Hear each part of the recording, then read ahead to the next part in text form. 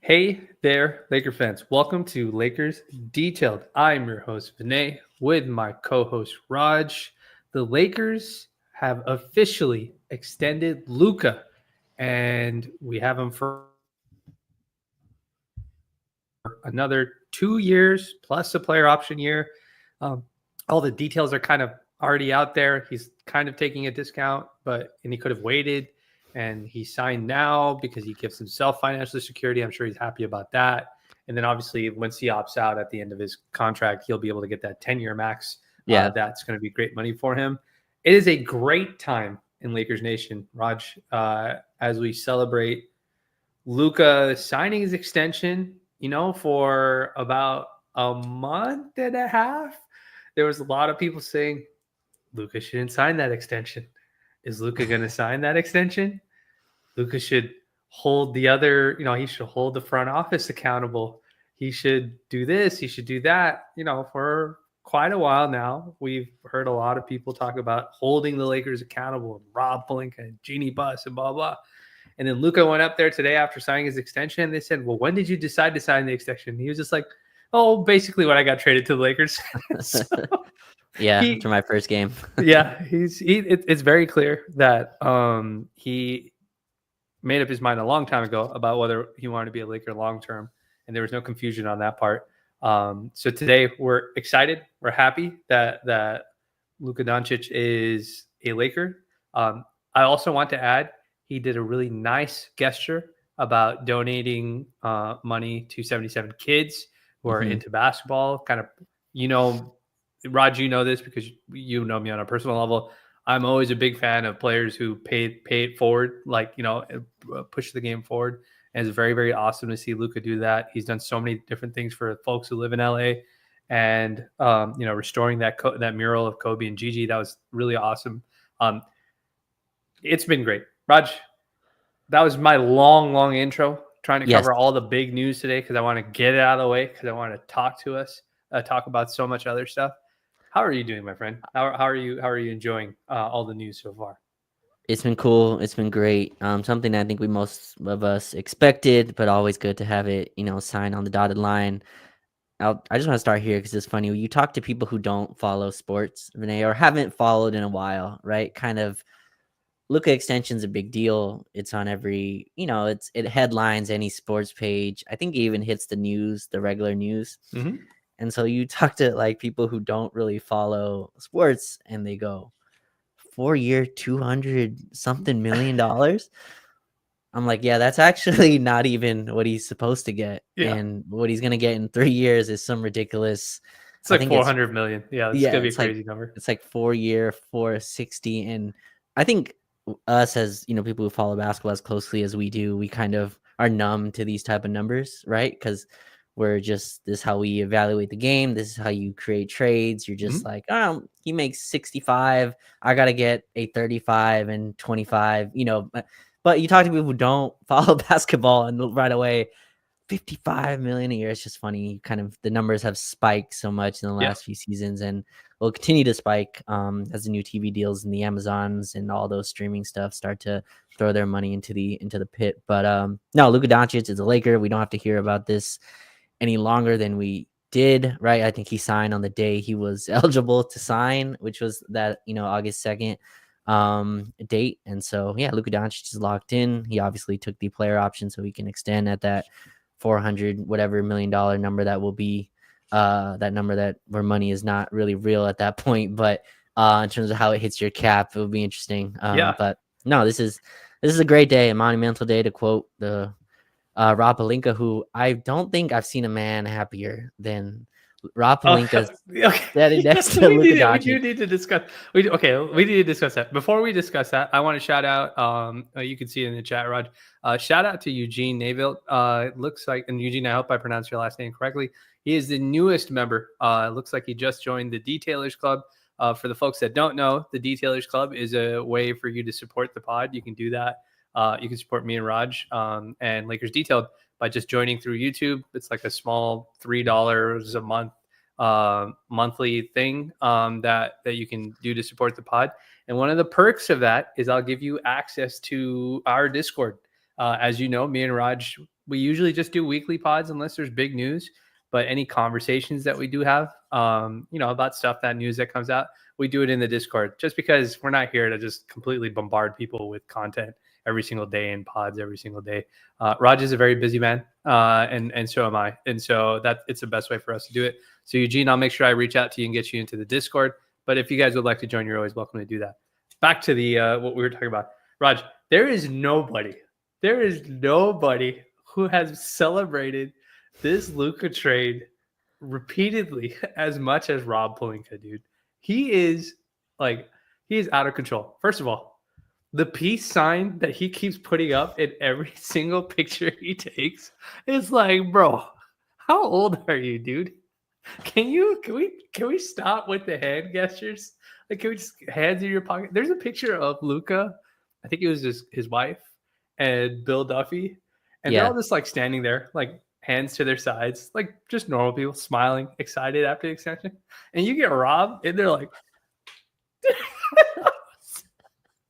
and I was like, bro, what are you doing? Just put your hands down. Talk to me about what you've seen. We've seen him do autographs too, Rod. Yes. How much is Rob Pelinka enjoying this entire experience? So I'll say, when you win, the victory lap is as long as you want it to be, right? And so I've had to, I don't know, defend Rob is probably not the right terminology here, but I've had to kind of explain that if you get the blame, which I think he would, if the team, Absolutely. if whatever happens, if Luka did not sign on the dotted line, if this, terminated in the way that it could have, potentially worst case scenario, you also get the spoils, right? And so you're seeing the spoils. Rob Pelinka was next to Luka Doncic at a Backstreet Boys Sphere concert in Las Vegas. Courtesy of Mark Walter, new owner, Mark Walter. Courtesy of Mark Walters, yes, who was in that picture as well. And I think you'll start seeing him, Vinay, pop up in more pictures, I'm assuming, as the sale goes through and is a little bit more official. But Rob Pelinka, like, all the little stuff obviously matters. We are Lakers detailed. We care about the details. We care about the minutia of the game. But signing Luka Doncic is what the universe revolves around. Like, signing players like Luka Doncic and inking them to deals is the whole game. It is not part of the game. It is the entire basis that things stand on. So I think that's why you're seeing the happiness, the amount of job security that type of signing takes. When you, again, you can give Nico Harrison credit or discredit for doing that move, whatever it is. The GM that's signed on the dotted line is who it is. And I think that's why you're seeing the celebrations that you do. And honestly, Vinay, if I traded for Luka Doncic and I also got him to sign 3 months later, I'm not sure the type of celebrations that I'd be having either. So I totally understand it. There's obviously more work to do. I think we both agree that it's been a pretty solid offseason so far in terms of the moves that have been made. And I think you're starting to see people enjoy themselves a little bit. But Luka Doncic, a Laker going forward. And that was the most important move this season, this summer. And it got done beginning of August. So these are happy times, but that's why you're seeing all the pictures, the youthful exuberance coming out of Rob Pelinka with the peace signs that are being measured in distance in terms of how far his fingers are away from each other. But he's out of control, dude, with his with the peace sign stuff. But yeah, he was courtesy of new owner Mark Walters. I think a lot of they went to the Backstreet Boys concert. Raj, again, every single time some pop culture reference that's before you comes up, you always go to. I think personally, my friend, I think it's endearing because I know people always respond to you like, what? And because they can't believe that you don't know who they are. But folks, Raj really doesn't know who some of these people are. So I just want to say, I know who they are. I don't know how big they were, and I don't know how large their audience was. And look, no one is entitled to respond. There's very clearly, like, if you don't want to respond, you don't have to. But yes, that was my question, and I got told they were huge during their time. So them and NSYNC, who you would know, you definitely know Justin Timberlake, even if you didn't know who NSYNC was. They were really big boy bands around the same time. So that was a really big deal. So I always think it's funny when you ask those questions because half the timeline just can't believe that you don't know the depth of their Yes. popularity. But it's super funny regardless. On that note, with Luka, the Weight Watchers thing with Luka has been like an Mm, ongoing thing about him losing weight and stuff like that. But Raj, he's actually looked like he's like the men's health article dropped between our last two recordings, and there was a whole bunch of stuff about him changing his diet and all that sort of stuff. Like he looks like he's really taking that on very, very seriously. Like there's like this is like a thing. Like, oh no, that no. You fat shamed me for like 6 months. I'm not that's doing this again. wait, that's what I want to ask you. Does Yeah. this happen without him being traded here? Like, let's say he's still in Dallas. Um, Hmm. he has the season he's had. He's at the weight he was. I don't think none of that changes whether he was traded or not. I don't think his in-season conditioning would have changed. Dallas, whatever you think of their team, I think they had actually really solid team. But let's say they lose to Oklahoma City or whatever. Does this weight change happen if he's not traded? That's what's been kind of I've So, been thinking about. I wanted to ask you. I'm not sure. I don't have. Well, I hmm. guess we'll never know the answer, obviously, because you can't. I don't think Luke will ever answer that, in any way where he'll really give you as much insight. But what do you think? Do you think this happens if he's not traded here, at least this summer, this Yeah. offseason? So I think the injury probably did encourage like bad habits, bad eating habits, and just kind of overall his conditioning not being and his body being not to the place that he wanted to be. I think he would have bounced back even if he was in Dallas because I know like him playing for like Slovenia is like a big deal for him. So I feel like he would have gotten in shape for like his This own kind of country. shape, though, like See, this but this I level. guess that's the thing I don't know. I don't know if he'd get into this kind of shape. I do think he would have bounced back to a better version of what he looks like. I will say this though. I think I think when you play for the Lakers, no matter how good you are or what accolades that you had prior to coming to the Lakers, I think Braun actually said it best, maybe like year 2 or year 3 or something like that, where he said that whatever you did before you came to the Lakers doesn't matter. Like the fans don't care like what you did before you came to the Lakers. They care about what you're doing when you're on the Sure. Lakers, when you come to the Lakers. And I wonder if that message came across to him. Because, other people might be other Dallas fans or non-Dallas, non-Laker fan, non-Luka fans might have been saying, yo, this guy's fat and out of shape. He's sloppy, blah, blah, blah.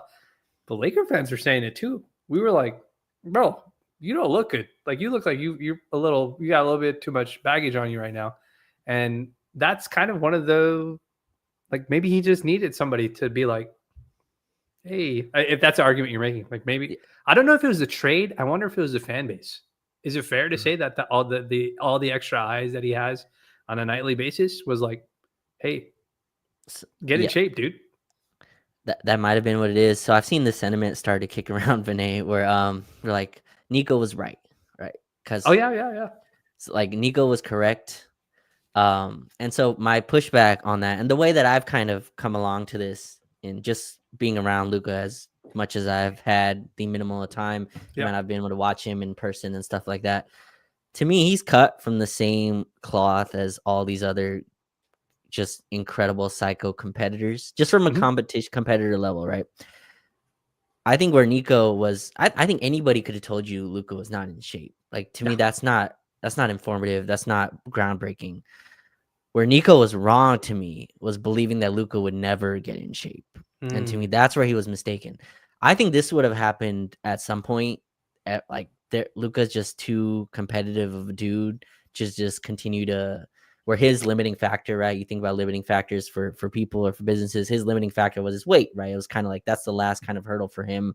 Get in super, and like to him, he could have easily been like, I've made 6 first team All NBAs.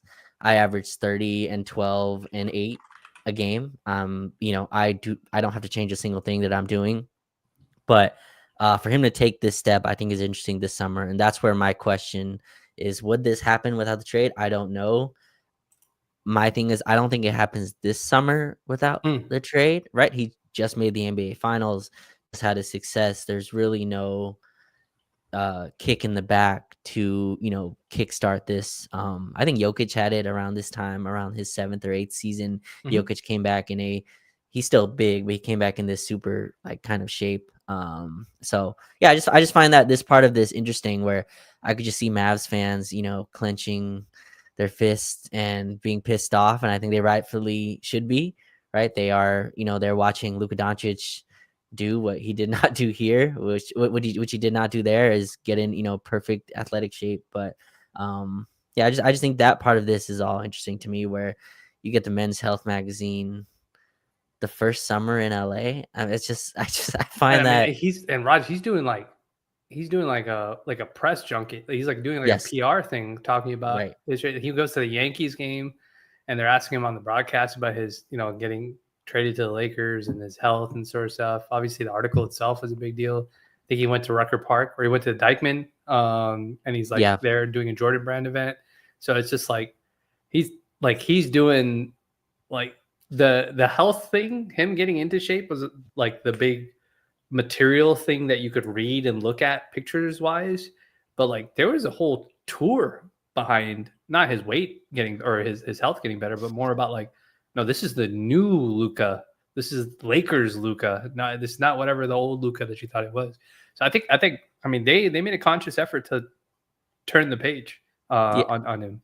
yeah. He's like fasting, whatever. I forgot Yeah. how many hours a day he's fasting. He Yeah. talked about the breakfast he's having. I mean, this is just such a large separation from the stories that were coming out in Dallas, right? Of Beer. the beer being taken from him during a Western Conference Finals win or whatever it was. It's just, I find all this super fascinating, and like I think you can just see the response from Dallas people going like, this is why the trade looked as terrible as it did, and Yeah. it looks even worse.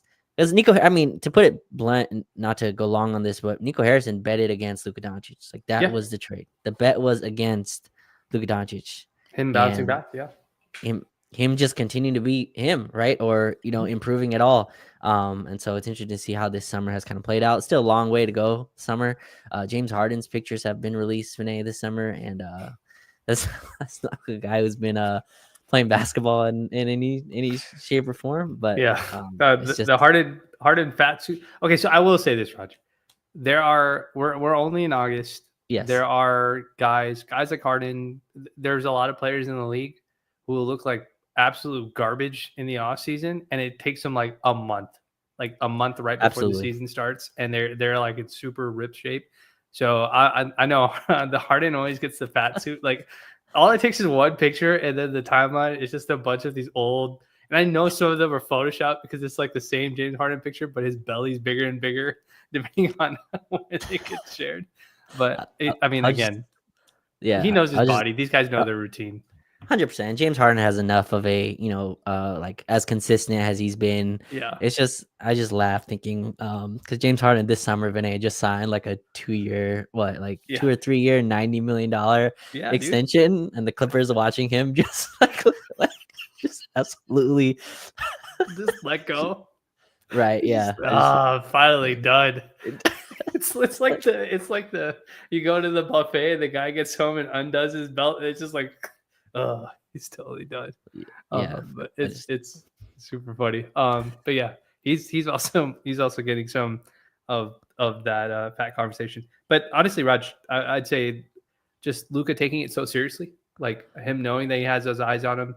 Um, I think it's a good sign. Like obviously, you want your guys to be in shape all the time. It's not reasonable to expect him not to be in shape. But the fact that he's taking it so seriously, you're putting a bigger spotlight on yourself by announcing it to everybody that you're taking your health super seriously too. So it's like it's not something you can just do one time, and like because I've seen some Dallas folks be like, oh, he used to do this all the time.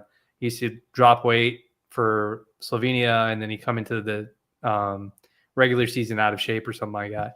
And my thing is that might be true, and this might be a situation where he does it again. But the difference I would feel like is he's out here making declarations. He's out here telling people what he's doing. He's out here doing a whole press tour on his health. Like I don't think he was doing that in Dallas every offseason. So that's kind of a big deal. And in LA, Yeah. you can't do that. Like in LA, you can't be like, yeah, I'm getting into the best shape of my life, and then you show up looking like garbage. You know what I mean? In October, because LA fans will be like, what's going on here, dude? Like we did with AD. I always give fans the example of AD. Like AD came in bulked up because he knew he had to play more center.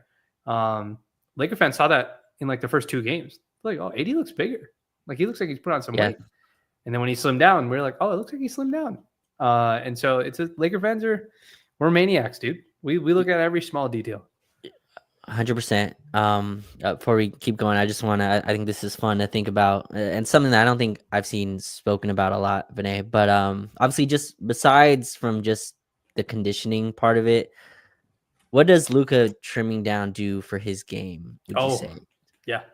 Like, I think his conditioning is way better. Way better. Sure. I think he was getting gassed out at the end of games. Like he would have like those first quarter freaking monster rampage scoring barrages where he'd go crazy, but then he would like kind of tail off as the game continued on. There was like a pacing issue, and I wonder if his conditioning was being affected by that.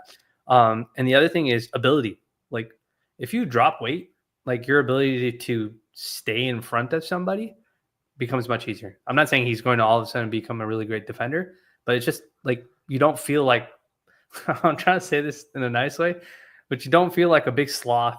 You know, like you don't feel like all slow and groggy. When you're compared to when you're overweight. And so I think that's a big deal. I think that's something that will help his conditioning. It'll help his knees, his ankles, his feet, less weight on the body. And I think it'll be good for his effort too as well. I was kind of laughing because, going back and rewatching his tapes and just seeing how big he is and just kind of comparing that to what he is now. Giving Luka Doncic's speed is something that I can't really like. I know people post his rookie and second year clips, Renee, that will travel across the timeline every few months of look how athletic he was. And he was like 19 years old, you know what I mean? And just the experience level and the skills are just in a different universe today than they were 6-7 years ago in terms of what he is. I'm so interested and fascinated what speed does for his game. And he's not going to turn into, prime John Wall or anything like that. Like did you? Did you see the 42-inch vertical thing that they said? They're like, oh yeah, I was just like, hold on, dude. If he has a 42-inch vertical at 6'9", that means he's gonna be like, he's like prime Blake Griffin. Like it's Blake like Griffin one of those. It's like one of those things where it's like give this player some other attribute from someone else. It's like give LeBron's Curry shooting or dude. Blake, I was just like 42. If he had a 42-inch, I'm not saying he does it. Maybe he did at one point, but like if he had right now going into the season a 42-inch vertical, I fully expect him to start like punching it on every center that's at the rim with his ability to get to the rim. Like if he's not doing that, then I would be like, but anyways, I just thought it was funny. I was like, such a random thing to talk like this. Well, I think it came out that was AI, right? And that was incorrectly. Oh, thank God, dude. Yeah, it was incorrectly noted. I guess the person writing the article didn't cross-check the AI to make sure it was correct, and I guess that was Dante DiVincenzo's vertical at the combine, which Luka didn't even participate in the combine. I guess. Exactly. So that's where they had it wrong, but. I'm not saying we have any issues with it, but any concern of, I guess, him dropping weight, changing, I guess, his play style, a guy that obviously likes to throw his weight around, right? Likes to bully defenders. He'll still be 6'7", whatever he is, still be a giant dude. Does that change his game in any way in terms of dropping the weight? Or do you don't think the weight drop will be monumental enough to kind of No, I think honestly, I think the weight drop will make his movement much more smoother. Like when he's trying to beat guys off the hip and stuff like that, he won't. The way I'll really be able to tell the weight drop has helped his offensive game if he's not having to like the head snapping, like try to draw fouls off of like just kind of flopping and stuff like that, or like I don't want to say flopping, but like embellishing the contact. When you could, when guys can't beat you off the hip, when you can't beat somebody off the hip. And you're trying to do the foul embellishing on the body bumps and stuff like that. But you can't beat them, even though you are better than them, unless it's like a really athletic guy like Derrick Jones Jr. or something like that. That's usually a sign of like we probably have to get into better shape to be able to move more nimbly. And I would say I think that's where you'll see it. I think he's such a crafty guy, Raj. Like he has so much skill. He's so crafty that I don't think the weight really affected him in that capacity as much as it did probably like the speed of how he moves. Like, and so I think that's where we'll see a lot of it. Where I think it affected him and just I'm not trying to psychoanalyze Luka Doncic, but where I think like the conditioning combined with this Mhm, was he settled a lot, Vinay. mhm. Like his shot, diet, it was heavily lean towards 3-pointers. I think Yeah. I forgot who did. Forgive me, but I don't remember who did the actual homework on this. But they went through kind of his drives per season, Mhm, and it was kind of dipping as the seasons went on. And some of this is he just became a much better step back 3-point jump shooter, and that's a shot that's a little bit more mhm. easy to get to than barreling to the basket every time. But that's a place that I'm looking at as well. I think his drives, as crafty as he is, there were times where you spoke about the legs just die in the first half, and so when that happens, you really don't want to be driving as much. So the step back three, as Mhm. difficult that is on your legs, that's a little bit less, in terms of the conditioning level, you can get to that shot a little easier. That's something I'm looking at too, like with him losing weight, a little bit more consistent on the drives, maybe a couple more and one finishes and stuff like that. And we're kind of picking hairs here with Luka Doncic, but this is kind of the level he's at, where the level from him to best player in the league is small, right? Like Yeah. these little details kind of can shift you in that superstar status. So something I'm looking at. It's just cool to watch him. Someone also, I think it was Mano, who posted like the difference of his face Oh, yeah. between Yeah. like from February to a couple of days ago, Yeah. when he was The presser. introduced, and Yeah. the presser and the smiles and the haircut that was nice, the suit that was on. Yeah. So just as completely embrace Los Angeles, Vinay, and something you tweeted out as well. Luka Doncic has completely just Yeah, man. enamored himself with LA. And it definitely feels like that. He seems a little bit more open, making jokes at his presser. Forgot what the joke that he made, but just seems a lot more comfortable than he was, Yeah. a few months ago. Yeah, he's also been super grateful in the way that he's talked to everybody about stuff. Like he's very grateful for like the fan base and how the fan base is like kind of accepted him, and it's just been a lot of really kind of positive stuff. So I mean, it's a great time. I think whenever a player of that tier signs an extension, it's everybody's excited. Like fans are excited, players are excited, organizations excited. But there are some other things, Raj, that he said in that presser that I thought was really interesting to hear. One of the things that he had mentioned was uh, his he wants to win now, like simply put. He is not interested. A lot of the conversation, especially after the player opt-in with LeBron and Rich Paul's statements and that sort of stuff. We talked about that already, so I don't feel like rehashing all that. But there was this a little bit of, I think, perception in the fan base that maybe the Lakers are operating. Clearly they've shifted gears into the Luka timeline, but there's been some speculation that maybe Luka's timeline isn't as pressed. The urgency to win isn't there, even though he just went to the finals and he's clearly trying to compete. But there was no statement about that, right? Like Luka hasn't said anything about, oh, we got to go for it every year. And I think that's where we'll pour one out for the folks that were wishing that this would happen, but for the folks that didn't want Luka to sign an extension because they want him to apply pressure to the front office to make moves. That didn't happen, unfortunately for them. But people were waiting for something like that. People were waiting for some sort of like move via, denying the extension or him saying something or whatever maybe that would kind of give the idea of what happened. So he signs the extension and then he kind of very nicely just goes out and says, I want to continue winning. Like I want to continue competing. And he said in the perfect way, I went to the finals already once before. Like I want to try and go back. Yeah. And I think that was really good for a lot of fans to hear. Whether you're a Luka guy or a Laker guy, or whether you're a fan of another player on the team, because that was a concern. Are the Lakers going to continue trying to compete? Are they going to kind of, continue just celebrating the fact that they got Luka on an extension, or what's going on? So it's really great for a star player to do that. And he gave some player archetypes too, which we'll get into in a second. But what are your thoughts on that? Like him making that declaration just kind of out loud to everybody? Yeah, like I don't know. To me, if you canvas the league and you go to any superstar player, unless they're a rookie, right? Or second year player. I'm blanking on who went number. Oh, Cooper Flag, right? You go to Cooper Flag and you ask Yep. him. Even Cooper Flag, he might go, "I'm trying to win right away," because that's the Mm-hmm. politically correct answer. I think you ask any of these guys, there's no world in where you go ask Luka Doncic, "Hey, what do you think about next year?" And he goes, "Well, we got to build for 2027," right? Yeah. That answer is just would never come. So like I don't put too much stake into. I'm not saying Luka's lying or saying something that he doesn't believe. I totally believe that he's trying to contend next season and contend every season that he plays going forward. That part didn't really change anything for me. It's great to hear him say that, and I never questioned that at all. It's not Luka's job to prepare for 2026, 2027. Yeah. There are people who are paid very handsome salaries to do that.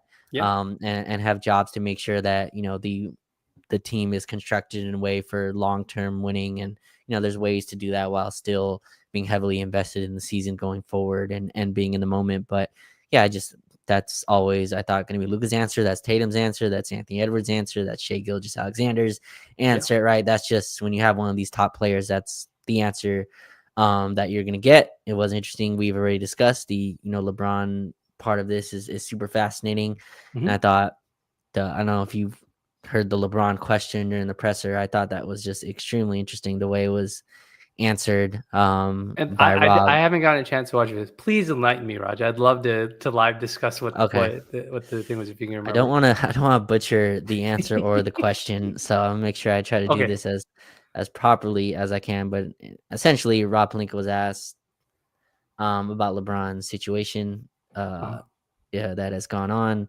and I'm paraphrasing as best as I can. If anyone in the chat wants to correct the things I'm saying, they can. But basically said LeBron and his family have a decision.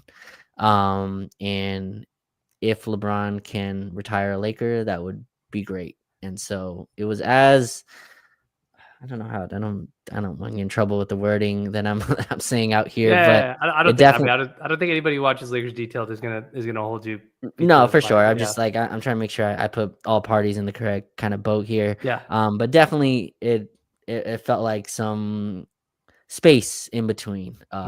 Parties are not on the same page as kind of the reading through the lines. But in any case, Luka's statements were kind of interesting to kind of parlay with the stuff that's going on, in terms of LeBron's situation. But in any case, it's great. Luka said that, and again, it's not his job to think for the future. And that article really didn't change anything that I've seen or heard. Right? They said they'll make a move if one arrives that they believe is worth trading whatever they have to trade for. Other than that, they believe in their team, and Luka Doncic said he believes in his team and was very complimentary of DeAndre Ayton and Marcus Smart during his presser, kind of confirming the reports that they were recruited and all that. So isn't that kind of, it's fascinating that was the other part of like this Luka thing. Like obviously we've been talking about that Luka's health and all that sort of stuff and that PR tour, but Luka has been putting his stamp on every single move almost. Like he's like, yeah, I recruited Marcus Smart. Yeah, I recruited DeAndre Ayton. Like, yeah, I got myself into shape.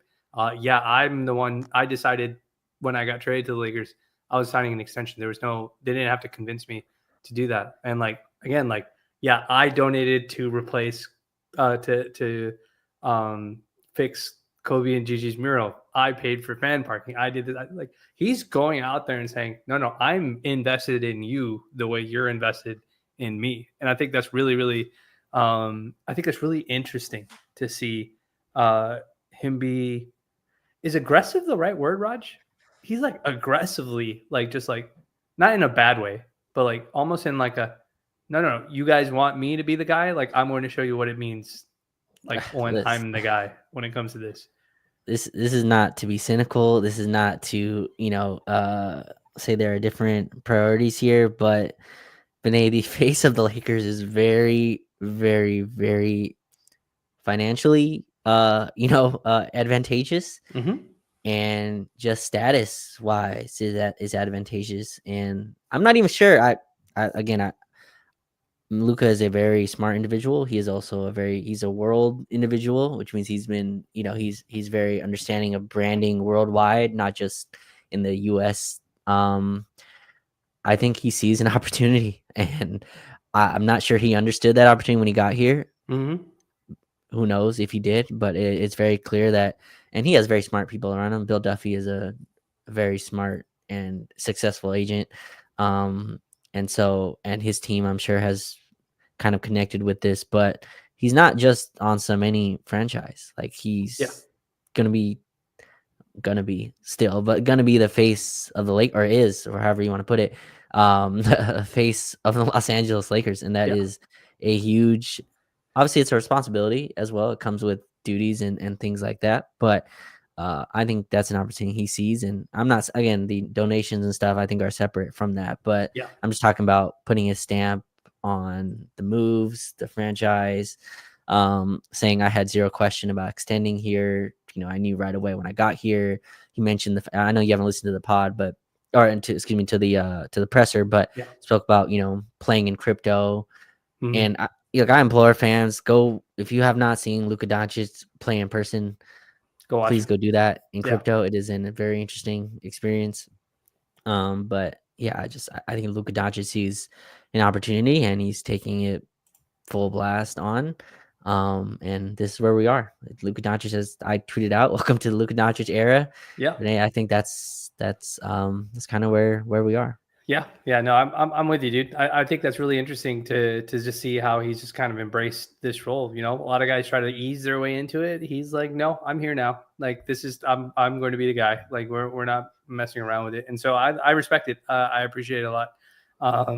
Especially to see him embrace it with that. That's kind of what you want. So there's no confusion about it. So Raj, moving forward, there was an article that came out from ESPN too as well. There was an interview. That's sort of where some of the quotes came out from about Luka saying that he wants to continue competing. And I'm reading this from the article, but there was some conversation, or in the article itself, there's some writing about the conversations that Rob had with Luka and JJ had with Luka too as well, at that dinner that we saw the picture of those three walking out in. And one of the things that was mentioned prior to this article was that Luka doesn't look for names. He looks for archetypes of players to fit in around him when he's trying to like build the right team around him. So that's really interesting because I love that. I think the Lakers historically, you and I have both said historically the Lakers chase names, and it's always like somebody who just went off against us, and it's always the guy who's not really a good fit for us, which is annoying. But one of the things that was in this article, and I'll read this out, is the types of archetypal players that he thought the roster could use. So I want to mention the archetypes because I think there are some that have been accomplished and then some that haven't been accomplished. And obviously this will segue to the roster tweaks and stuff like that we're going to get to, which is why I'm mentioning it. But let me read it from the article. Pelinka and Redick used the dinner to examine future cap space, the picks they owned, the picks they didn't own, and to discuss how to tackle their future together. Doncic was encouraged to share the archetypal players he thought that the roster could use: a pick and pop guy, a defensive stopper, a rim protector.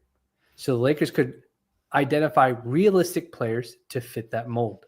So a pick and pop guy, a defensive stopper, and a rim protector. Now, one of the things that you and I have talked about extensively in the chat is the best thing that Luka can do is give them direction. I think you and I both think JJ is super smart. He's really, really great at breaking down players' skills and breaking down like the IQ stuff that people like, and then finding the guy who's like the best fit for that. But the direction that maybe JJ needs sometimes is, and the buy-in that you need from the star player is, well, what kind of players do you like? What kind of players do you want? And so Luka names three guys: pick and pop guy, a rim defensive guy, and a defensive stopper. So far we've signed DeAndre Ayton, Jake LaRavia, and Marcus Smart. Yeah. Where are you with take that where you want to take it? Like what do you think about that? Those archetypes being mentioned and what we've done so far, and take it wherever you want to take it from. Yeah.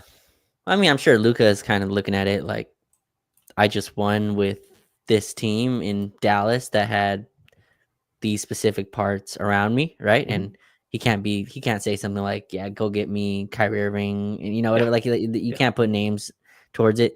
Also, it's interesting, pick and pop. I think most people just see it from a 3-point range, but I wonder how Luka, sees that. Maybe a pick and pop in the mid range is something that is he has advantage with. He can work with as well. Aiden is a guy that it seems just listening to Luka and the conversations that's been going on, is a player that he's wanted to play with for a while. He's mentioned that in the presser as well. Marcus Smart obviously very easily fills the defensive stopper. I think that's that's pretty clear. The part of that Marcus Smart coming out and say Luka Doncic called me I thought that was very interesting and fascinating. That, Not once, but twice. Apparently, he called his Right. agent once, and then he's just like, "Yeah, he's just messing with me," or he's like, he doesn't even know who I am. And then he's like, "No." He called back a second day. He's like, "No, I need you on the Lakers." And I was just Right. like, "Yeah, that's kind of a big deal that he's Yeah. following up like this." Yeah, I was not expecting that. And rim protector, you can.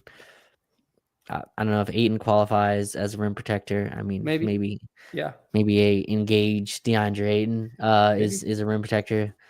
Jackson Hayes, you can kind of quibble with that as well. Jackson is another guy I try to point out to people that Luka likes playing with and wanted to play with in the past. I believe is a guy that he tried to recruit to Dallas. I believe I have that correctly in my information. But again, I think they're saying archetypes, but I'm sure at the dinner players' names were 100% named and were mentioned. Because I'm sure this was not a theoretical conversation. Yes. But yeah, I think those player archetypes make a lot of sense. I think when Luka got here, those are the archetypes that we discussed. Yes. Said if you have Luka Doncic, then you better go get someone that can jump and catch at the rim. Yes. A name that's been popping around the summer, Vinay, that I think is very fascinating. Maxi Kleber's name just continues to get thrown in all kinds of places. Yes. Shows up in weird, strange spots. Yes. And I find that super interesting. He's in trades, he's in rotations, he's in starting lineups, he's in very weird places this summer, but it's another guy that I think also fits the pick and pop place. He's also has some experience winning with Luka as well. A player that's worked with him. So, and a guy who's also looked like he's taken a fitness journey this summer as well. Is posting his his fitness progress this summer. So very, very interesting. But yeah, that's where I'm at with the archetypes. Doesn't feel like we're going to go trade for someone anymore this summer that fits any of those. That seems pretty shut off from just what I see as the summer, how the summer's going and folding. But I think the Lakers are in a pretty good direction there. I still think they're missing the pure rim protector, if that makes sense. But I agree. That, like, I think the other spots kind of are filled. I'd say probably the defensive stopper is there. If you're assuming that a healthy Vando is back to we don't have to discuss Vando in extremes, but if they think Vando is closer to what pre-injury Vando was, any thoughts on the corner threes that are popping over the time? No, you know me. I've said this before so many times. I don't buy that for a second, dude. I never buy the corner three. Somebody quote tweeted, by the way. Somebody quote tweeted that video was just like, I think it was Nikias. He was just like, wait, are those long twos or are those threes? And I was just like, oh my God. But anyways, I don't buy it. Honestly, I don't even think he needs to take corner threes. Like, he can crash from the corner. If he can just grab the ball on a pass from a corner, like one of those kick out passes, and just attack the rim and finish at the rim, that's good enough too. Like, it doesn't have to be a corner three every single time. Yeah. It's just, I need you to be a threat offensively. Teams can't play off of you.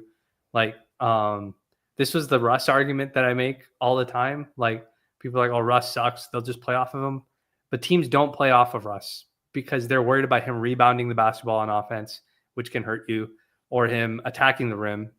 If you're not paying attention, that can hurt you too. But obviously, he has issues of himself. So Vando has to be that guy. But again, this is too much on Vando. I'm not buying the threes. I don't expect him to make a bunch of threes or take a bunch of threes. Like, honestly. Yeah, just one sentence on Vando is I think the bar has lowered so far, so low that I there's a chance that he can exceed the expectations. The expectations have been dropped pretty low. But I'm with you. I'm on just if Vando's healthy.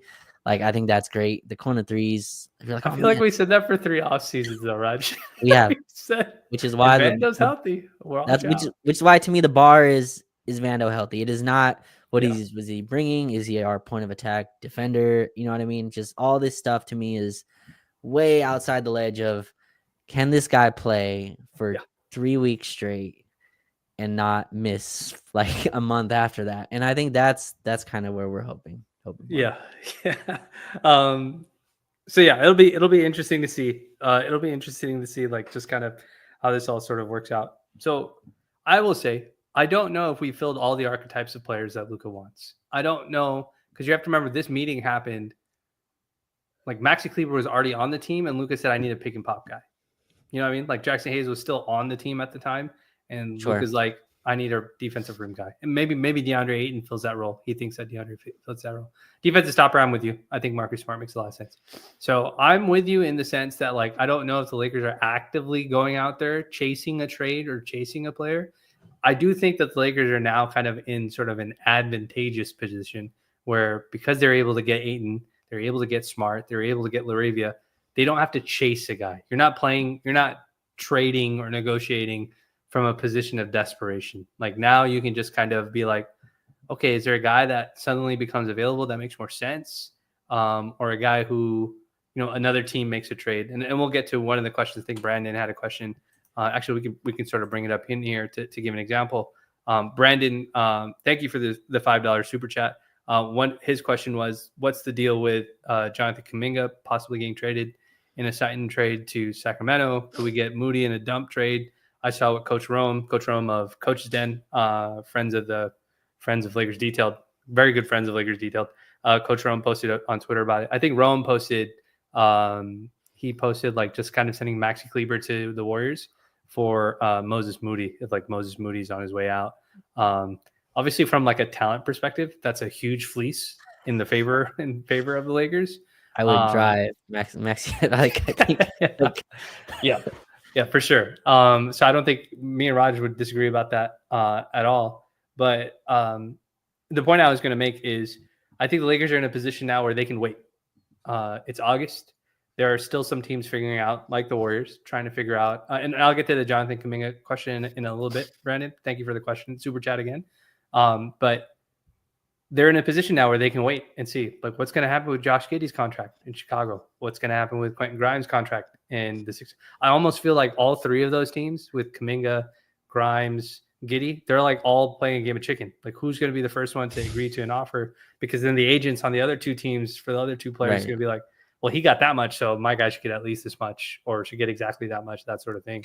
But I think the Lakers are in a good spot, Raj. Like, you addressed your center need, which was a huge need. And tangent, a little bit of sidebar, Raj.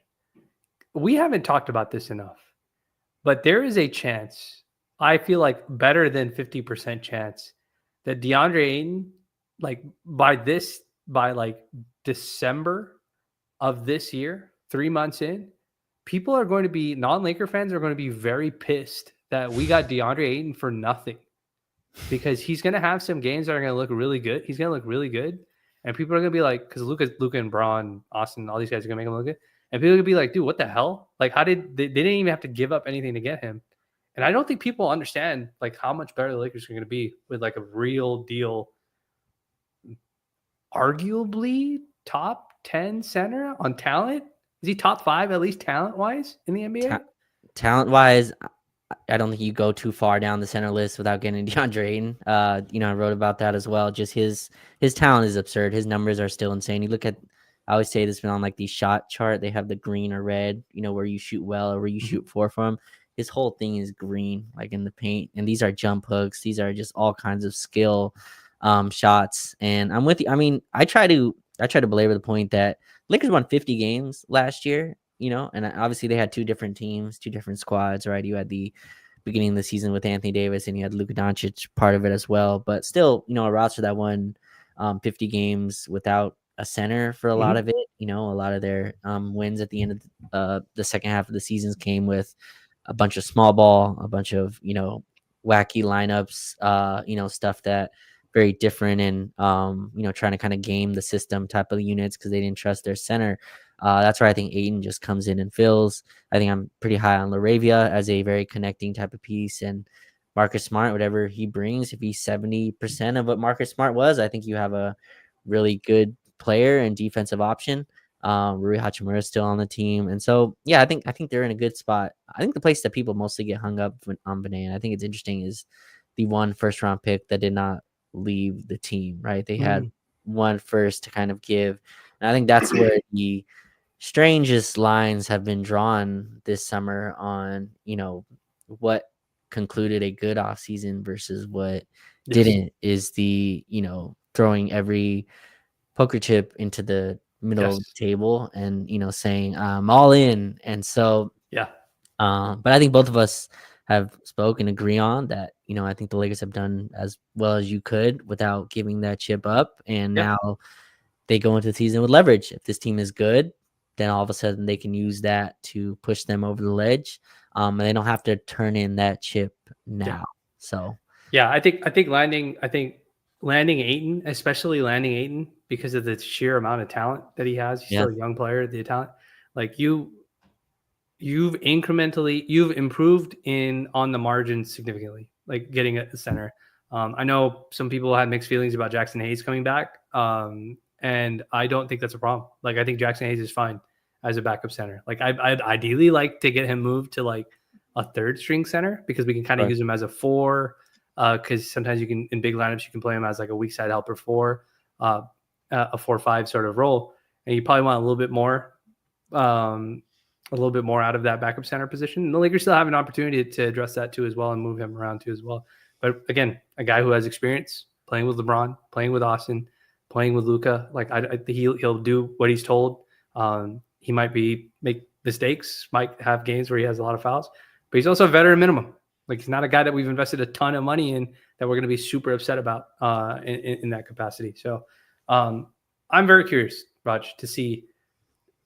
I wouldn't be shocked if they're not aggressive, but I also wouldn't be shocked if a team makes a move and suddenly a player becomes available, and whereas a player kind of is on the outside of a rotation, and the Lakers go asking about him when it comes to it. 100%. It's funny you bring up, we were talking about Aiden and a player that kind of reminds, I guess not remind me of Aiden because I think Aiden had a lot more success, but just connecting this with Brandon's question, Aiden and Kaminga, Vinay, are very like kind of, I see them in similar kind of roadmaps with their career, right? And Mm-hmm. I think, I think the Suns were smart to tell Aiden in the beginning, like, don't worry about your numbers. Mm-hmm. You're on a good team. We have Chris Paul here, Devin Mm-hmm. Booker. Like these are our stars, but we're going to pay you. Like Yeah. do the stuff that helps us win, and we'll take care of you financially. Yeah. And they were a little bit untruthful with that because that's not how it worked out at all. Aiden had Mm-hmm. to go out to get his contract Yeah. elsewhere, and I think that kind of burned the bridge between those two. But you look at it from Kaminga's perspective. I don't think Kaminga's been told that at all, Vinay. I don't think the Nope. Warriors have told Kaminga, you do the right stuff, you set screens for Steph Curry, you defend, we'll pay you the max. Yeah. I don't think that's the messaging at all. And I think Kaminga's looking at it going, like, these other dudes are making $40 million a year, putting up 20 on terrible teams. I need to go do that. So I find it super fascinating. I think both of those guys are products of their environments. Yeah. Eaton, right now on a winning squad, and Kaminga trying to get out of a winning squad. I just find that connection. Do you see that connection at all? No, I'm with you. I'm with you. I think it is a very tough situation. See, this is one of those tough situations where when you're a guy who's a top pick, but you come into a team that already has like an established superstar, Yes. like that makes it like the example that I always like to give is look at Lonzo versus LaMelo. Lonzo came to the Lakers, right? But that team already had LeBron James. Like they already have, not saying that Lonzo is able to go to the same superstar tier, but LeBron's going to be on ball too. And for Lonzo to be effective to some degree, he has to be on ball because he's a creator and he's a great passer and stuff like that. And he does other things that are amazing too as well. But then you look at LaMelo. LaMelo is obviously much more offensively talented than his brother, but probably not even close to as defensively talented as Lonzo is. But LaMelo can go to Charlotte. And again, everybody's allowed to, I'm not counting anybody's pockets, but LaMelo can go and be on a bad team and put up great stats. And he's getting $300 million. And if you're Alonzo, you're probably looking at that going, damn, maybe I should have just gone to a bad team and did really, really well. And obviously he had injuries and stuff like that. So that hurt him a little bit. But if he had been on a bad team, he could put up really great stats and he could have gotten a max contract. So I think for a guy like DeAndre Ayton, for a guy like Jonathan Kaminga, DeAndre Ayton went to a team that had Devin Booker already. And then they added Chris Paul. Two guys that are basically going to decide whether you're going to get the ball or not, depending on how they feel. And Chris Paul is a great distributor. So that's as much of a compliment as I'm going to give Chris Paul. But look at Jonathan Kaminga. Kaminga comes in and he's got to get stats somehow. Like, because stats is quite literally how you get paid in the league. But you're playing in an offense that's geared around, at the time, Steph, Clay, and Jordan Draymond Poole. being Poole and Draymond being the guy who's the kind of table setter out of that mid post to some degree sometimes. And so when stuff like that happens, like, I understand why players feel that sort of way, and they feel like another guy that people haven't mentioned, but his name has gone because he's on one of the worst teams statistically in the league. Cam Thomas, like that guy, we watched him play. Like, Raj, you and I have watched his tape. Hooked And us. that dude is a like bona fide scorer. Like, any place, put him in Siberia, give him a basketball, he's putting 30 up on you. Like, he's an incredible scorer. But even the Nets, a team that, like, who are you paying? You're not really even paying anybody. They're like, we don't know how much we want to pay him. And look, the NBA is a tough market. Or this is a very tough market for restricted free agents. But when you're on a team like that, like, sometimes players will think twice. Like, I would be shocked if one day somebody says, "Yeah, I don't want to play for the Nets." I'm not saying Cam Thomas is the reason why, but like, they'll remember that. Agents will remember that, like, you were really haggling over an extra $5 million, even though you weren't even really trying to win, that sort of thing, or had anybody else to pay. Yeah. I think they offered him some disrespectful contract, right? I think they offered him like $14 million. Like 2 years, something. Some crazy contract, which is basically telling him like, we don't value you at all. They also have so many first round picks, right, that they have to develop. I think they had like 5 first. But yeah, that's interesting as well. There's a conversation as well. Cam Thomas kind of leads to how much does bucket scoring, like, how is that valued in the league, which is kind of interesting. I have deep thoughts, but I feel like you and I could go for 100%. 2 hours on this if we really discussed for sure. this. But just really connecting it back to Kaminga, a player that I've been openly wanting is Andrew Wiggins, right? That's a guy that I've been like, I would really love to have him on the team. And you look at his career arc versus Kaminga's, right? Wiggins was able to start on a bad team, get his max contract. Probably wasn't a max contract player, but in any case, like, Minnesota has no choice. Like, you got to pay him. You got to pay Andrew Wiggins. He's putting up 25 and 7 on a team that's not winning, but it doesn't matter. You got to pay him. Yeah. And so, and then he gets traded to the Warriors, and now he's got his money already, and now can do the stuff that, kind of is closer to winning. And so that's where, like, that's interesting to me with Jonathan Kaminga. He's already been written off. You listen to Warriors people and they absolutely despise Jonathan Kaminga. And I get it. Like, I understand it, but from a human element side, I also understand Kaminga's point where it's like, I'm a ball handling forward. You drafted me at the 7th pick in the draft. Yeah. Like, and then you don't give me the ball. Yeah. You don't give me anything to work with. How do I, and you're giving me a contract that I believe is less than I'm worth. You're offering me $360. So I do want to do this one thing, Raj. I want to give Lakers the detailers and ourselves a pat on the back, because this specific issue that's happening with Jonathan Kaminga is something that I think, like, a lot, you and I have battled on the timeline with other Laker fans about, when it came to guys like Austin Reeves, when it came to guys like Max Christie. Like, when you draft a guy, and I think you'll see this with Adu also, Thiero, that we have him on our team. When you draft a guy that's like 19 years old, it's okay to give him a year to develop. They don't need major minutes. That's okay. But eventually, after like year 2, maybe closer to year 3, which is what like Max Christie's situation was, like, you have to play him.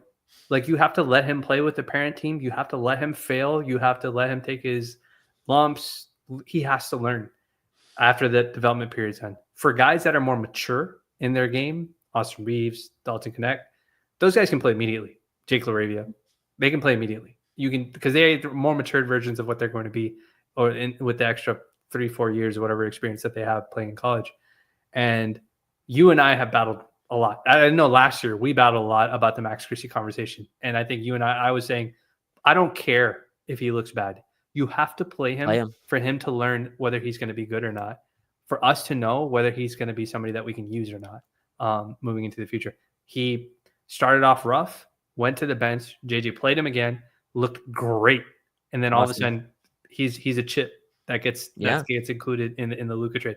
That's exactly what you want to have happen if you're going to be trading a guy like that.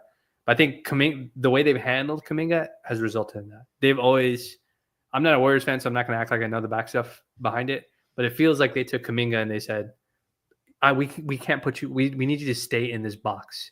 We can't let you get out of this box because this is what we need from you. We don't care about your development. You're going to have a really short leash if you try to do stuff outside of this box.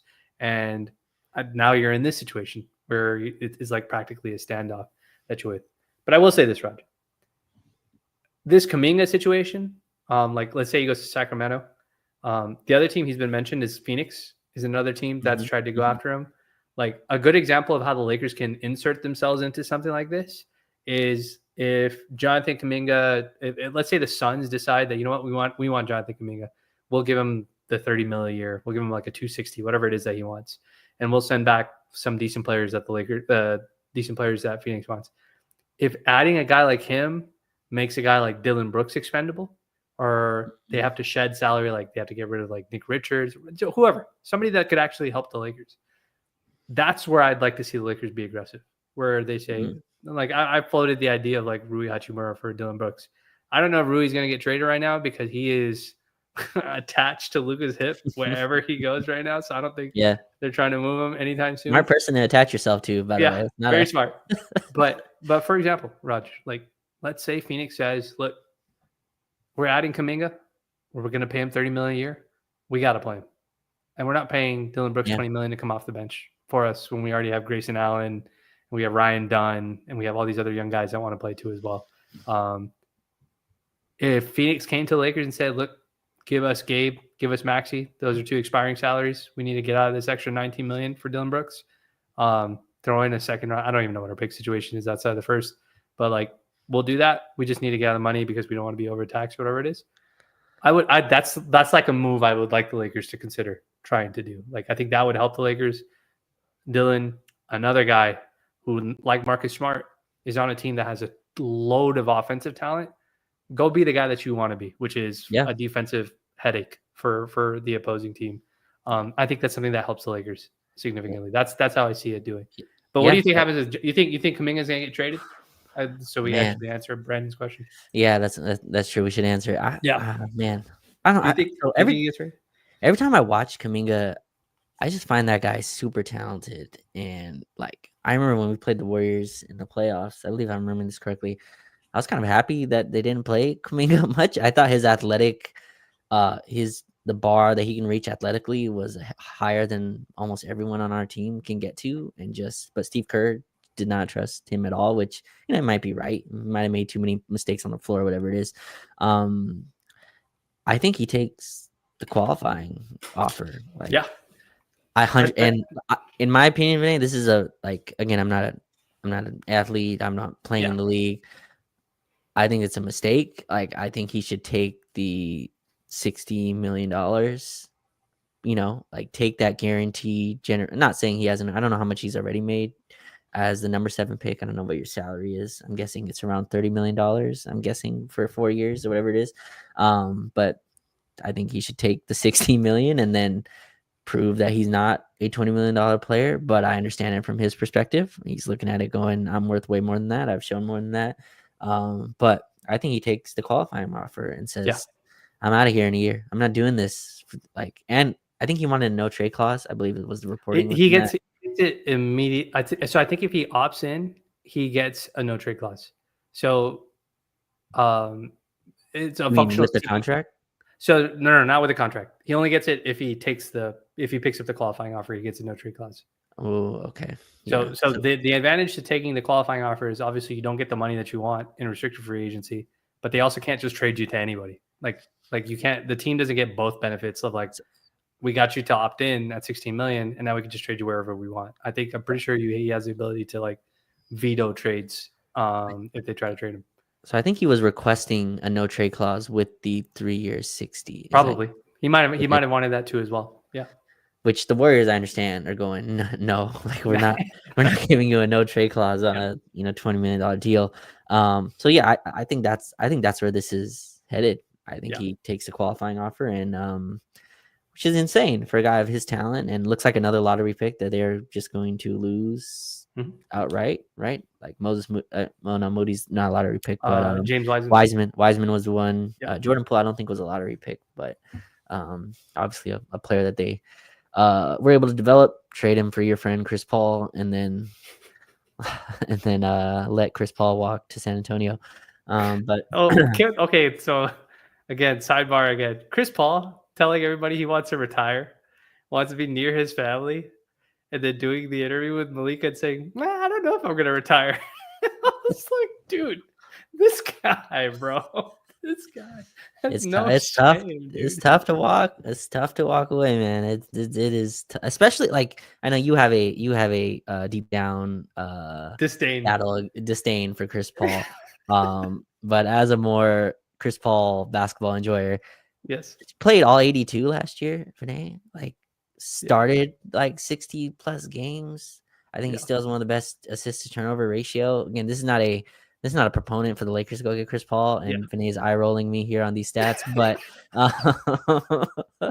but I've heard it for so long. It's like, oh, he's assisted turnover ratio. Wow, that's great. So he's really safe. He doesn't take any risks. That's great. he's 40 years old. I mean, I'm just look. We don't need to make this about Chris Paul. He doesn't deserve this much of Lakers detailed attention. But go ahead, finish your thought. no, I'm just saying, like, for a guy like that who's probably going, what am I gonna do? Like, what am I gonna do if I stop playing? Like, he doesn't seem like he's gonna go into coaching. At least I don't think that's what he wants to do. So you can see it from his perspective. What advantage is it to say I'm retiring now? Yeah. Maybe the Clippers feel a little differently in terms of what they thought it would be, but in any case, he's got unfinished business with James Harden. We know how that works out. Best so friend. I will say I sidebarred you with the Chris Paul talk, but I totally derailed whatever your thought was that you were discussing at the time. Oh, the Kaminga thing. You were discussing Yes. the Kaminga situation and him taking the I think he's in that same situation. I think this is going to turn. That's like the nuclear option, like when nothing comes, because you have to remember the Warriors have to agree. Aside from him agreeing to the contract, the Warriors have to agree to what they're getting back in return if they sign and trade him somewhere. And I don't know if they're okay with that. Two final things that we can exit on here, Vinay. The Kings and the Bulls, I just have no idea what they're doing every single summer. And it's just, I don't get it. They're they want to trade Malik Monk, who I think is still good. I think Malik Monk is still a very productive player. Yeah. And the Bulls in a war to pay Josh Giddey. I don't understand it. The Cam Thomas situation, like Josh Giddey to me is the one that should be in this. Like, to me, I think he's a fine player, but that player should not be your core guard going forward. And that's what it looks like he's asking for. And again, when you trade Alex Caruso for him, who just won a championship because of what you did, you have to get something out of that. Again, these two teams, I don't know what they're doing, but yeah, Kaminga stuff is interesting, man. I find it super fascinating. His incumbent team fans are over it. They're saying get him out of here, and I get their perspective. I just find it so interesting. A player that I think is super talented is basically giving the middle finger to a 3-year, $60 million deal and saying, no, like you did not get to do this to me and then benefit off of it by paying me less than what you think I'm worth. But yeah, so. And this is just one of those things that happens with that. It's just the business of basketball. I'll tell you, because we're pretty deep into the pod, Raj. I'll tell the detailers of this story from my weekend at Summer League. So we were out eating dinner, and the table I was sitting at, I had already ordered my food, and I was waiting for my buddies to catch up after they made their orders. And I was fortunate that a Warriors Summer League assistant coach came and sat at the table right next to me. Okay. And so, me being my sociable self, I asked him, I was just like, why are you guys, because it's your second weekend. So I was just like, y'all are still here? Like, why are y'all still here? Like, it's like only Sacramento and I forgot the Jazz or something. I forgot what the other team was that went to the Hornets that went to the championship game or whatever against the Kings.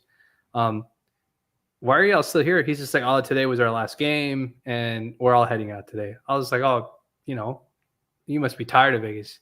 And the guy was just like, I'm effing tired. Like, I've been here for 10 days because, they're there the whole time or whatever. Yeah. I'm ready to go home and stuff like that. So it was nice to meet him. I won't say who it was, but I asked him, I said, what's like I just said, what's going on with this Kaminga situation? Because you guys, I know you guys like him.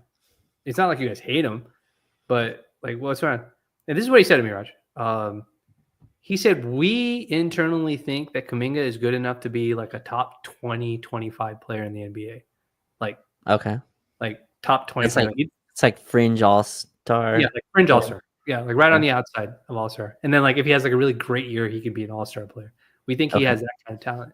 But we don't want to have to pay him that money. Like it's just you think it's just the market's not in his favor. I see. So this is just like the squeeze that's this is the leverage they have over him. Correct. But they believe in him talent-wise. They just don't want to pay him because they think he can get him. It almost reminds me, Raj, of that time. Remember when Steph had all those injuries, the ankle injuries, and like he got actually it was kind of a max contract at the time because the max contracts weren't that big at the time. Like Ty Lawson signed like a $15, $16, $17 million contract because he was one of the best point guards in the NBA for the Nuggets at the time. And Steph got like a similar deal, but Steph immediately after signing that contract became like an MVP caliber player. Right. And people are like, whoa, they got Steph on such a great deal. Well, at the time, it wasn't a great deal because of his ankle injury. Yeah. Mm-hmm. Everybody was just like, oh, we don't even know if this guy's going to be healthy or not, because of his ankle injuries.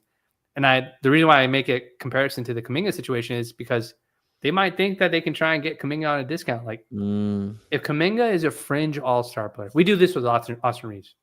If Austin Reeves extends for $20 to $25 million a year with his current production, you and I will be like, that's a steal for a player like Austin Reeves, even on the extension. And I think, but if Austin Reeves is getting $35 million, well, now it's like, all right, Austin, like we got to produce. Like, I can't cut bail for you anymore. You're getting paid real money now. And we're both high on Austin. But I think that's the situation they're doing with Kaminga. They're probably like, can we get him at 20, 25? Because we think he's going to outplay this contract, outplay the value of the contract. And this is the only leverage they have right now, this restricted free agency. What's crazy to me, and we're going long on Kaminga, but I think if they went to Kaminga and said, look, don't worry about it. We'll pay you. But let's win. Like Steph's 37 or 36, whatever he is. Yeah.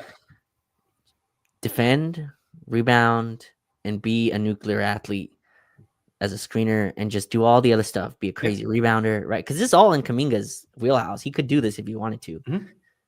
But I don't think that conversation has happened. He's watching them pay Draymond. He's watching them pay Jordan Poole.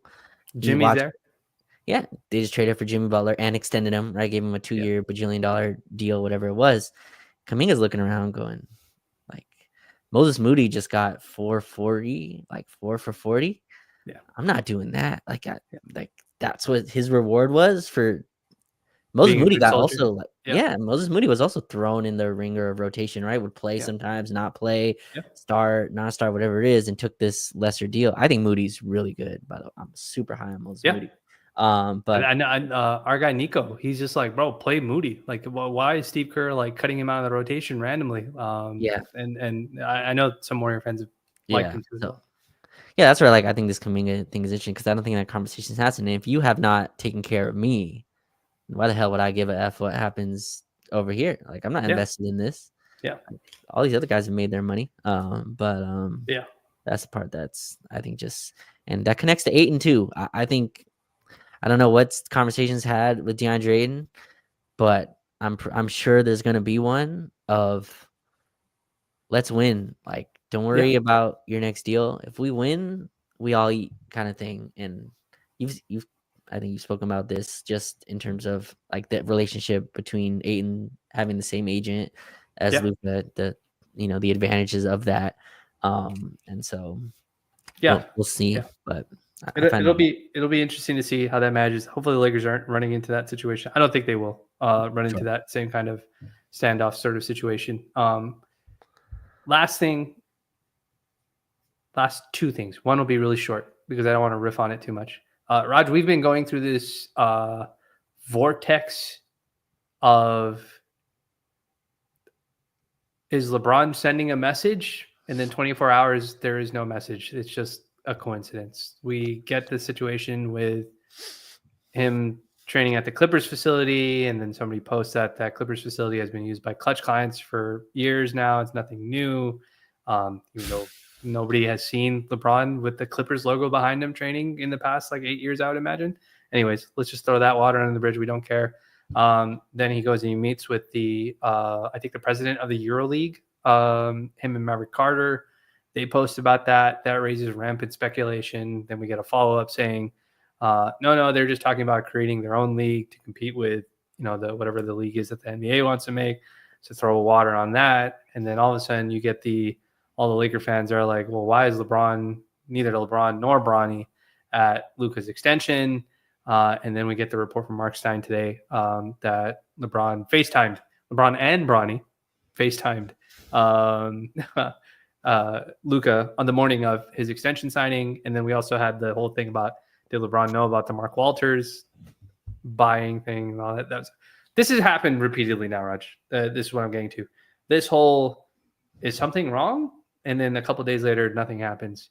Some of the stories are coming from ESPN. Some of the stories are coming from his own Instagram. There's a bunch of different stuff. Is it fair? I'm not going to speak for you, but I'm at a point where I don't care. Like, I'm just over it.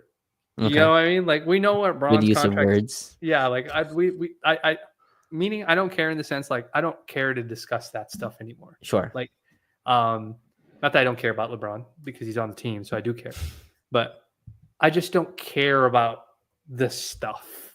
So like every time somebody posts about it, I roll my eyes. I'll be like, okay, yeah, whatever. Like in 24 hours or 48 hours, we're going to find out that this was nothing. It didn't mean anything at all, which has been the case so far.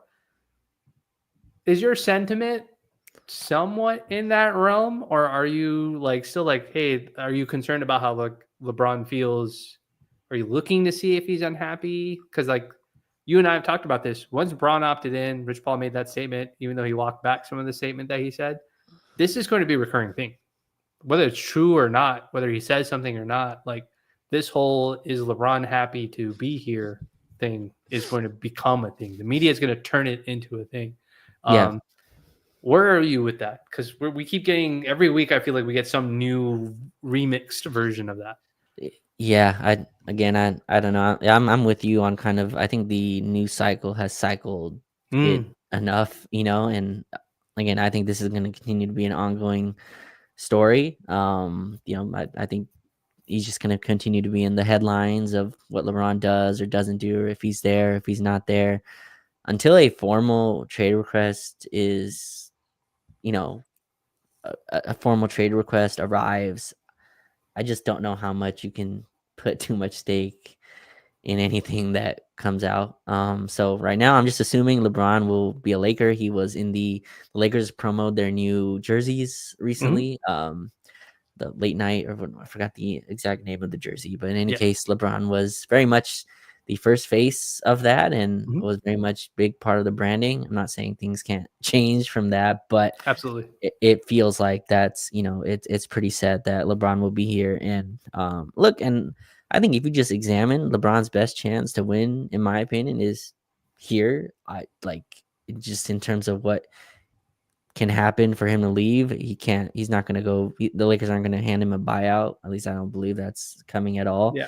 Rob Pelinka said the conversation between Rich Paul have been, pretty productive at Luka's presser. So I think LeBron's here, and like all this other stuff is extra, just news that is going to continue to eat at the headlines, especially in August. I mean, this is the doldrums of the NBA offseason. You are into the deathly hollow space of NBA coverage. This is the dead zone. Like we're in the twilight zone, whatever you want to call it. This is the Kyrie versus Chris Paul part of the offseason. Oh my God, yeah. I've seen that too. Yeah. So this is that part of the offseason. So LeBron's golfing. He loves LA. I don't think any of that changes. I think that statement was obviously before the Lakers made any moves. So we don't know if that has been updated, if conversations have changed and all that stuff. So we'll see. Luka says, Luka mentioned LeBron as presser as well. Yes, he did. So I think LeBron is here now. What happens after that is the interesting part. I had the full quote, by the way, here, Vinay. Rob Pelinka on LeBron James. if he had a chance to retire a Laker, that would be great. So, the wording has starting to shift just a tiny bit, but that's not for this pod because that's another hour to go. Yeah, But yeah. I mean, I saw George's comment in there that he was waiting for my monologue on Braun. It's definitely not going to happen today. Let's give it some more time. Me and yeah, Raj have a standing. It's not like a real bet. I'm not going to tell people what the bet is, but me and Raj kind of have like this standing bet, and I want to see who ends up being right. I'll tell you guys what it is afterwards. But Raj, we talked about a lot. Like we talked about, we were kind of all over the place, I would imagine today. But there's just after 2 weeks, there's just so much other news that's happening and stuff like that. It's going to be interesting to see if the Lakers make any other moves. I'd like to make them. I would like. Last question I'll ask you. Very last question. I promise. If you have to give a grade to the Lakers offseason thus far, what is the grade that you give? I think Trevor Lane asked this question, and I thought about it very deeply. I think I replied to him with my answer, but I want to ask Trevor Lane of Lakers Nation. But yes, I want to ask you, what's the grade you would give them? B+, Yeah, A-, whoever, depending on the teacher, I guess. But like yeah. B+, A- Yeah. is kind of where I'm at. I think they solved a lot of stuff that I was asking for. Really, a center and one defensive perimeter guy. So A+ would probably put them into like full favorite contender. I don't think that's where they're at, but B+, I don't know how you can be upset at the move. Obviously, the DFS stuff was not what we expected and not what we hoped, but I think they bounced back as well as you could in the filling in for what you lost there. But that's where I'm at. Where are you? Yeah, I would say B+. B+ is the letter grade I would give them. I give them a B+ because one, I'm concerned a little bit about whether they're going to continue starting Rui. I really want them to swap Marcus for Rui in the starting group, and we haven't had any we probably won't get any confirmation until like literally the first game of the season. That's one thing. And the other thing is I'm a little worried we are doing if Vando is healthy, our defense is really good, but I'm like, I hate going into the season with the health asterisks. That's a little concerning for me. I think if you can do something that adds a little bit more trustable defense coming off your bench, I really like that a lot. I've moved it to an A, but I'm with you. I think B+ is a great place. Considering we've given up no additional assets, I think B+ is a great place to be, and it puts yourself in a great position. Raj, any last thoughts before I let the folks go? I think that's it. Yeah, what do we have? Like a few months before any actual basketball. Sparks are winning, by the way. I recommend people to go watch. Cameron Brink is back healthy. Yeah, Rakia is back to what people hope that she would. Kelsey Plum is kind of leading the squad in impressive ways. They've won, I think, 6 of 7, and so they're heading into the playoff chase. If you want to go watch basketball, that's very affordable. Yeah, and sit close at crypto. Sparks games are still available for people to go watch. I've been to a couple this season with my daughters. It's been a lot of fun. As always, you'll always hear me say, support the ladies, watch them hoop. Yes. Don't throw stuff on the court. Ideally, be respectable. But it's it's a great time. So, folks, we appreciate everybody that was able to join. I definitely want to thank Brandon for his super chat, and also thank Eugene for becoming a member of the Detailers Club. You can do that by just going to the YouTube channel and hitting join, signing up. Super easy. And if you do that, just message me on Twitter. And if you message or on X, and if you message me, let me know that you've joined. I'll make sure to add you to the Discord. It's a perk for people who want to talk Lakers basketball without all the noise that's going on online about the Lakers and the incessant arguing. So we appreciate all the folks that were able to join. We appreciate all the folks who like, share, subscribe, whatever you do to support Lakers Detailed. We hope you have a wonderful day, whether you're listening to this now or you're listening to this later. And if nothing else, we'll catch you in the next one. Take it easy. Peace.